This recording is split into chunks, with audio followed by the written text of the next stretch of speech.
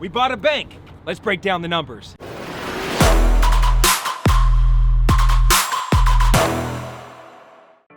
All right, so we bought an old Wells Fargo building in one of the best areas of Mesa, Arizona. I got my business partners, Bryant and Christian, with me. These guys do all things commercial real estate with your boy, the Clever Investor. And this is our first bank purchase. We've actually made some offers on some other banks. Yep. But we finally got one. We got two. We're closing on them both at the exact same time. One's an old Wells Fargo, the other one's an old B of A. Yep. Old B of A. One's in Mesa, Arizona. One's in Tucson, Arizona. So anyway, I thought, hey, listen, it'd be good use of your time for us to just kind of break down why did we buy the bank, how much did we pay for it, and what the heck are we going to do with it in order to make some money with it.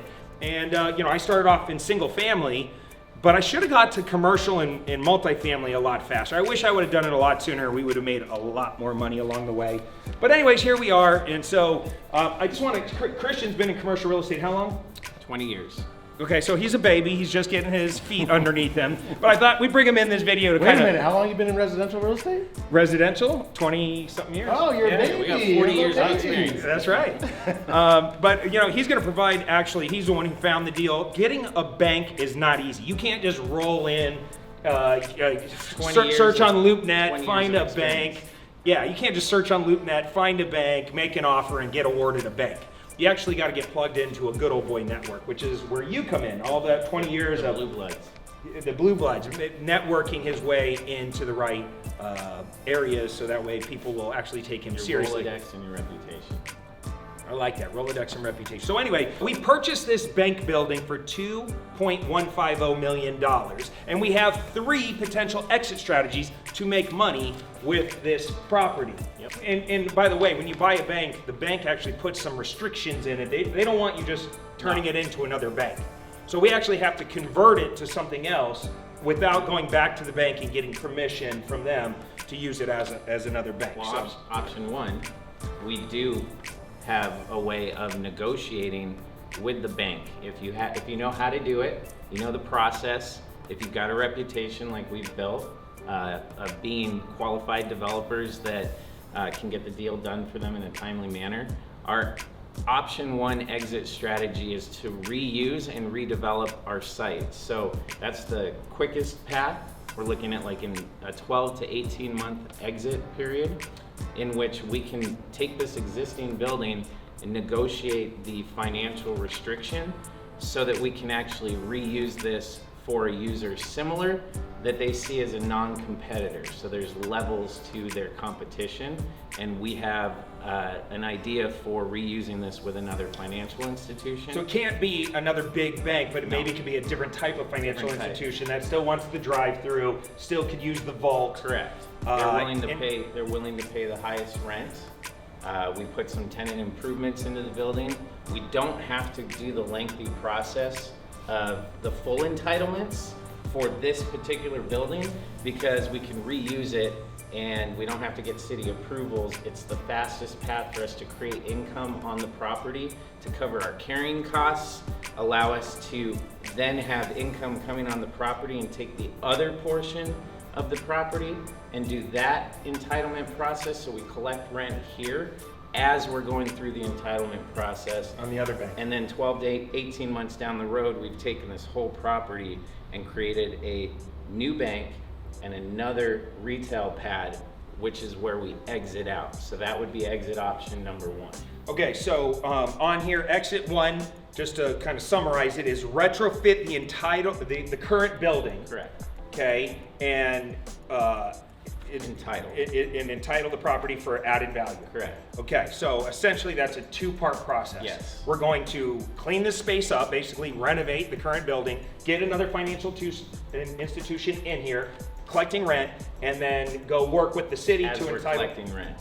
And what would we do with the other entitled pad? The other pad, we would probably ground lease it, and then we would have this building as a income producing asset. We would have that as a ground lease rent producing asset. We now have 2 assets that we can turn and exit on a cap rate basis. Okay, so it would take about $2.7 million to pull that off. Correct. and 12 to 18 months. Yep. And then an estimated project exit at the end of all that of option 1 is 5.3 to 6.4 million. Correct, and the reason we have a spread on our exit cap, or our exit proceeds, is because we typically underwrite these deals with what we estimate as our best cap rate we can exit, and then our worst case.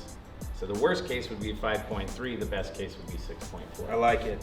You're talking millions. I like it. Millions, Okay. not thousands. Yeah. All right. Exit option number 2 is to redevelop and entitle the entire property for 2 new pads.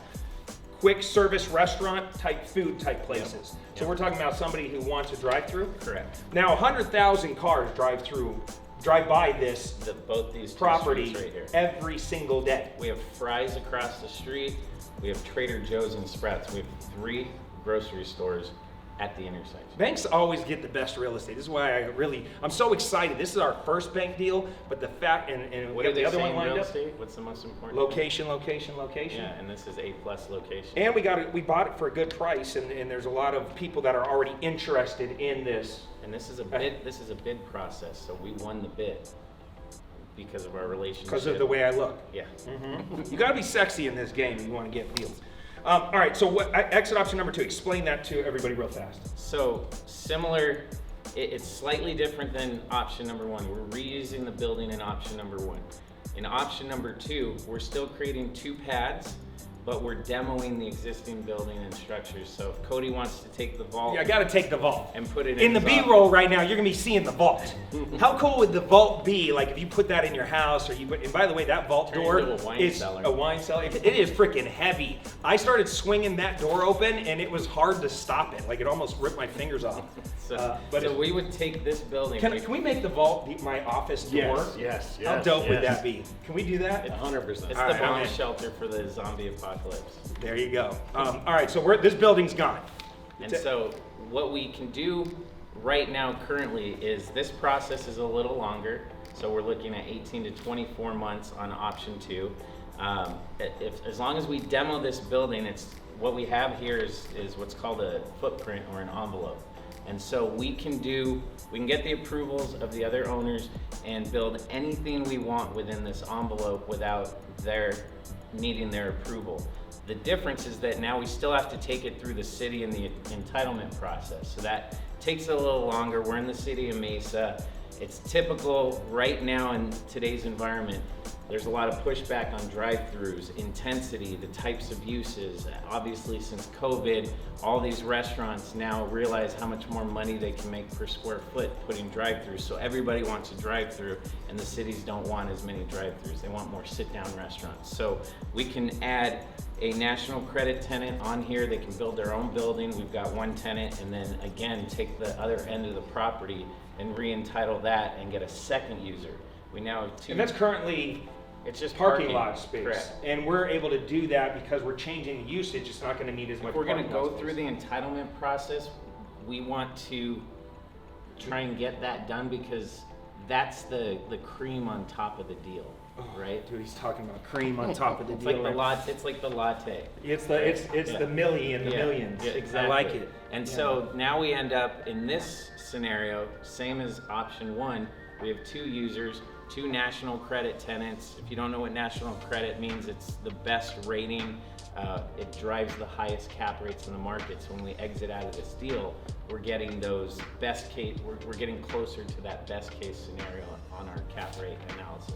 Got it. Okay, and so that would take 18 to 24 months. It would cost $2.5 million. Why is it cheaper than the other one? Because we're not actually building the building? Option 1, if we put another financial user in here, they're going to retrofit the building. They're going to pay a little more in rent, but we're also going to have to give them tenant improvement allowances towards retrofitting. But in option 2, we're just demoing and starting over. Correct.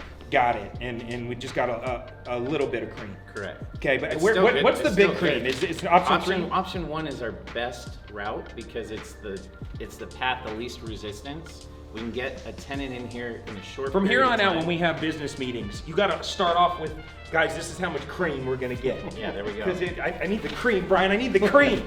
That didn't come out right. That's not what I'm saying. Well, and the more- I need the profit. The more deals we do too, you're gonna realize coffee shops pay well, and I love coffee, so of course we can get a lot more latte. Extra cream though. Extra cream in that latte. Thanks a latte. All right, so that's option 2, and that estimated project exit would be between 4.2 and 5.1. So far, option exit They're all 1. fairly similar. We're just trying to figure out the easiest route working with the city. Value, keep the current building get that entitled. Okay, that's option 1. Option 2, demo this, entitle that, figure out how to make money from both. Yep. Option 3 is redevelop, entitle the entire property from one large user. So we're gonna combine that space and this space. Instead of Put a doing big dog here. instead of doing 2 pads, we get rid of the building.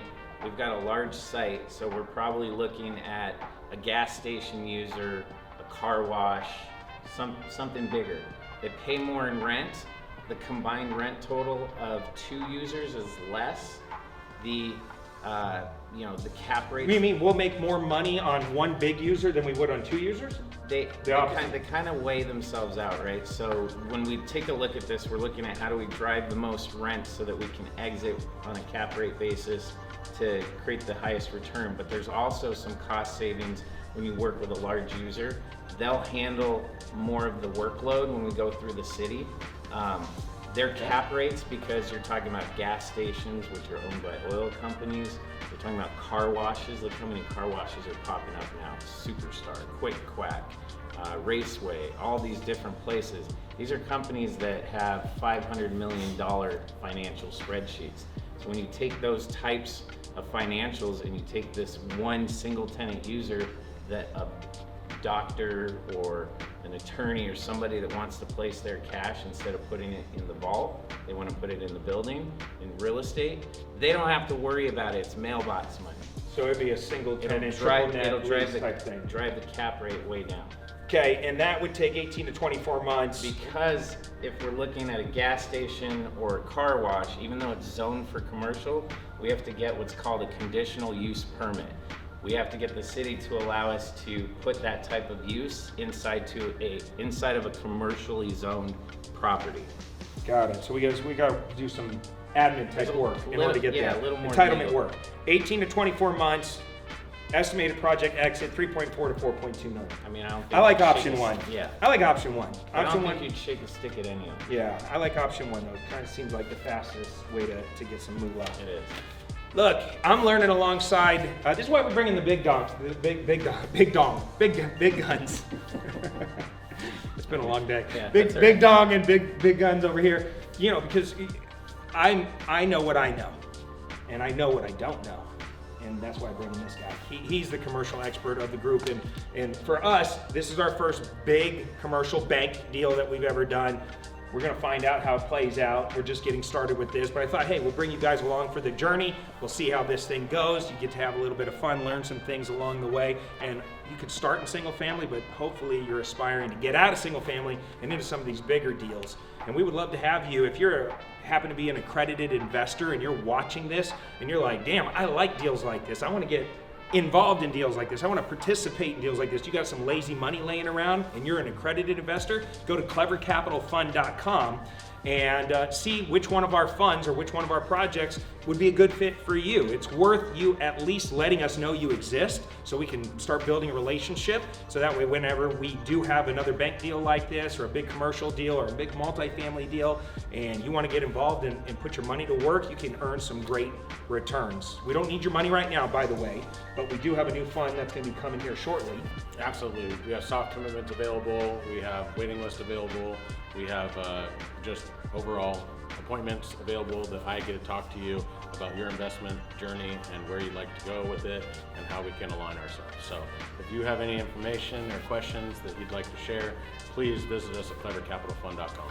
Cool. All right, that's all we have for you in this video. Hopefully you got some value from it. If you did, drop a comment down below. Don't forget to subscribe to this channel and go to clevercapitalfund.com if you got some money and you want to put it to work. Until next time, we're out of here. Take care. Comb your hair. Peace.